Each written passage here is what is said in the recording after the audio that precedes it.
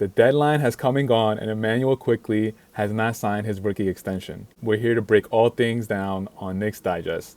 But before we get into today's video, guys, I want to remind you to smash that subscribe button. Chris, first and foremost, his new nickname is Mr. Robot, putting out videos every half hour on the Knicks Digest channel. Mr. Robot putting out videos regarding contracts, injuries, coaching remarks. Just Chris, how do you feel lately, bro?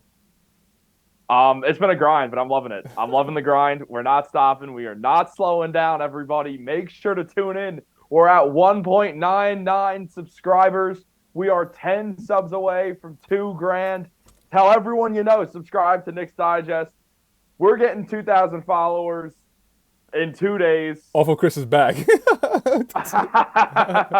Nah, it's always a team effort. Today was a pretty important day. Immanuel Quickley's rookie extension was not signed, so that means he's going to become a restricted free agent in the summer of 2024. Yeah, what I think of this is it's sort of a double-edged sword because now more than ever, Manny's going to have to go out there and play his best basketball that he's ever played. He had a tremendous season last year, averaging 15 points per game, 4 rebounds, 3 assists.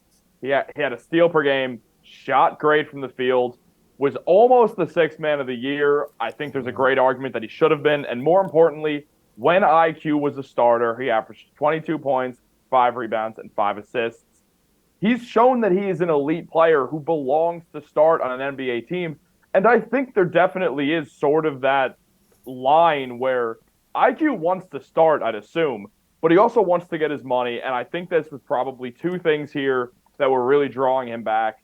So we're going to see him hit restricted free agency, and I do think we're going to see him sign an offer sheet with a different team, and the Knicks are going to have a real question whether they want to go into that luxury tax or not.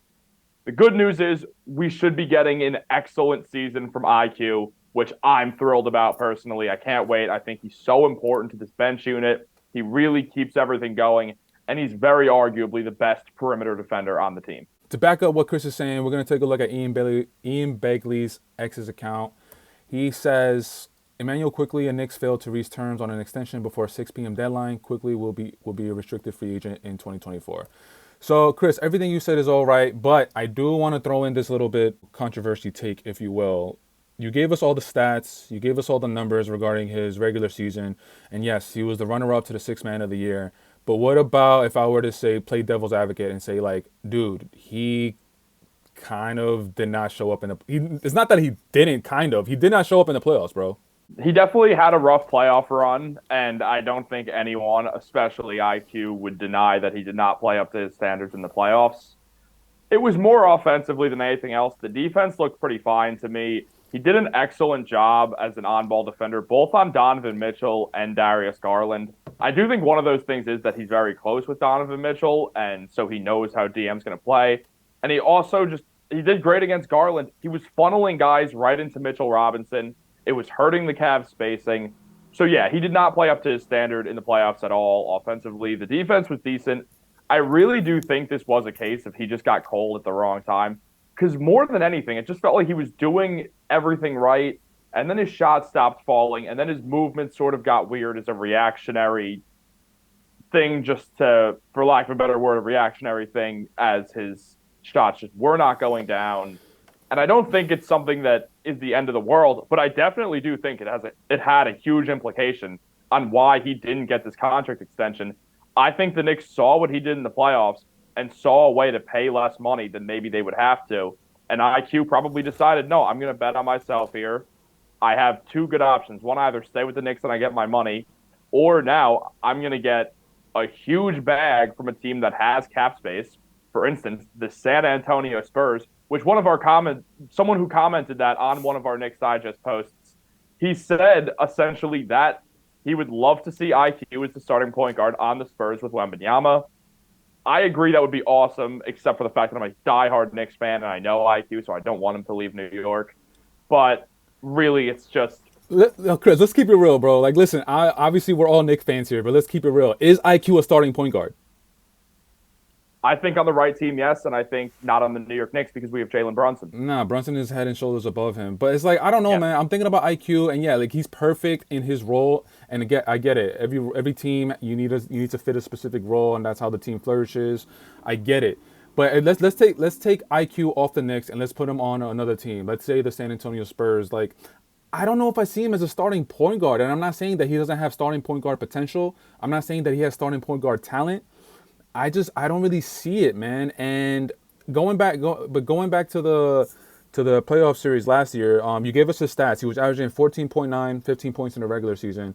The first game of the playoffs last season against Cleveland in Game 1, he had 3 points. The second game he had 12 and then 11. Fourth game against Cleveland he didn't score at all. The closeout game he had 19. And then like he only played the first three games against Miami. It was 9, 6, and 12. So that's what I'm saying. It's like, am I upset that the Knicks didn't give him that bag? Not necessarily. Now, if he plays this season and he balls out, and the next thing you know, a team signs him we let him go, then it might be a different story. But I'm not sure exactly how I feel about this. I'm not happy, but I'm not like super sad about it. So I don't know which way to go with it. He's just very inconsistent, man. In the playoffs is where players shine, bro. Like, I get it. The regular season is where you make your name, but in the playoffs is where you make your fame, bro. You come up in the playoffs, and that's where everybody becomes legendary. And IQ, up until this point, he's had great regular seasons, but playoffs, he just has not shown up. There's no way to disagree with that statement because I remember when I was researching a different IQ vid, I saw that absolutely his first playoff experience was not great either. No one outside of Derrick Rose played well in the Knicks that playoff series, which is sort of maybe a way to justify it, but it also could just be looking at it through the orange and blue lenses of wanting IQ to be this tremendous player that we've seen at times he has that potential to be. But yeah, no, I completely agree. I think the playoffs are vital for IQ this year, and that means that not only is he going to have to play well like during the regular season, just straight up because he is going to lead this bench unit. He is going to be the sixth man. Benches are integral to winning the finals. Obviously, the Knicks are not winning the finals this year unless a lot of injuries and a lot of luck go in the Knicks' favor. But absolutely, he is going to have to play extremely well in the playoffs, or he is going to once again be staring down the barrel of a contract that is not hitting triple digits, that's not hitting $100+ million. Teams are not going to offer that unless they're a rebuilding team that sees a chance to take a shot on a point guard who they absolutely would need. I think that's why we bring up the Spurs, is because they could use a point guard. Is Trey Jones the long-term option? Probably not. But absolutely, I do agree with you. If Quickley does not play well in these upcoming playoffs, hopefully the Knicks make it. I don't see how they wouldn't. But say they were to make it, which is the most likely scenario, it's integral that IQ has a tremendous playoff run throughout the entirety of the playoffs, however long that is. Another thing that's going on within the next season is kind of like the elephant in the room, is the whole Donovan Mitchell rumors. Just a couple weeks ago, there's been reports, articles coming out saying how like Donovan Mitchell's number one place that he still wants to go to is New York. So it's pretty interesting how IQ hasn't signed the rookie extension. So now the Knicks are kind of like, well, I don't want to. I'm not in Leon Rose's shoes, obviously. So basically, if like Leon Rose might be like, all right, you don't want to sign a contract, then we're gonna dangle you as part of like maybe a main piece in the Donovan Mitchell trade. And I don't know, man. We've talked offline regarding Donovan Mitchell. I'm not a huge fan. I don't really see.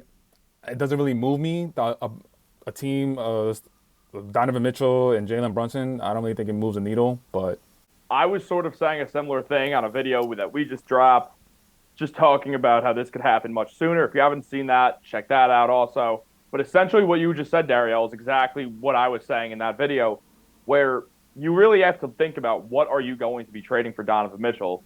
And the only certainty now is that you are trading Immanuel Quickley for Donovan Mitchell.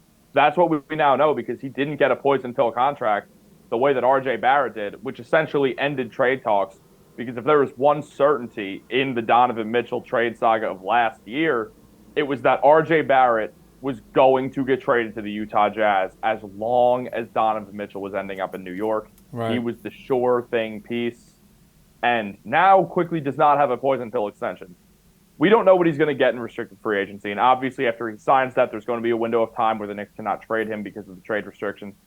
After you get signed, I believe that ends December 15th. I don't know if it's a little different with restricted free agents. I don't believe so. But what we're seeing now is a real chance where a huge possibility is that there's a sign-and trade next summer with Immanuel Quickley. I think we could see that. The Knicks are clearly hunting for superstars. Is it the best idea?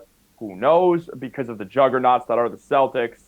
and also the Milwaukee Bucks, who just retained Giannis for at least 2 more years. He's a player option on 2027, so actually way more than that, 4 more years, really. What we're looking at here is now Immanuel Quickley is going to get dangled as a trade option, and we're going to see less RJ Barrett trade rumors. We're going to see less Quentin Grimes trade rumors. And I also think, in turn, that's going to mean that the Knicks might be looking to package Immanuel Quickley and maybe even Mitchell Robinson together for a star player. Maybe Joel Embiid, maybe Donovan Mitchell, Oh or my maybe someone god. else But why comes but up. I get it, you're just throwing names out, but why are we targeting players that are like they haven't proven anything? Yeah, Joel Embiid has been an MVP, but it's like I go back and forth all the time. It's like Joel Embiid is injury prone. Donovan Mitchell hasn't really, what's his ceiling? We don't know in the on his team right now with Darius Garland, like the ceiling of that team is a first round exit right now because the Knicks did it last season, and that was the first season with them two playing together. And then Giannis, I get it. He's the top two, top three best players in the world. However you want to talk about it, whatever. But you just said it. Giannis just signed an extension, and it's like that. That's pretty much off the market right now. So that Giannis is not going to be part of the conversations. And I just don't. I would rather much keep the team how it is, and really, if depending on Julius Randle and how he plays and all that, I would rather trade Julius Randle for like role players and picks rather than trying to go get like a star that's disgruntled, a la Cat, which I'm don't even get me started on that, or Donovan Mitchell. Like I don't like this, man. Like I just want to focus on the team that we got, keep building around Jalen Brunson, depending on how the season goes with Randle and everything, and then Randle, I don't want to say use him as a trade piece, but I feel like if you focus on getting like role players, you'll be able to build your team up that much more better. And I never liked this whole like waiting out on a disgruntled all-star or waiting until an all-star's contract is up and just going all in for it. I really like what they've done so far as an organization. So I don't know. When you just said that, it kind of just really sparked something in me. So I just wanted to get that out.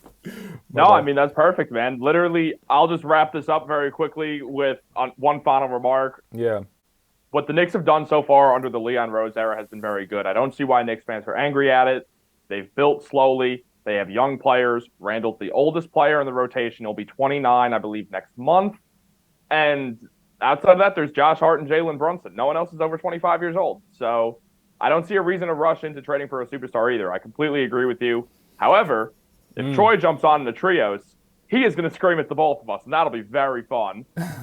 So make sure to be tuning in for that once we get Troy on here, get some trios going. But facts. we did get the duos running, Dariel. We did it. 100%. Shout out our guy Troy. But before we wrap this up, guys, we just want to remind you guys that a lot of you guys are watching the videos, but as you can see here, about 80% of you guys are not subscribed. We need that subscription numbers to keep going up.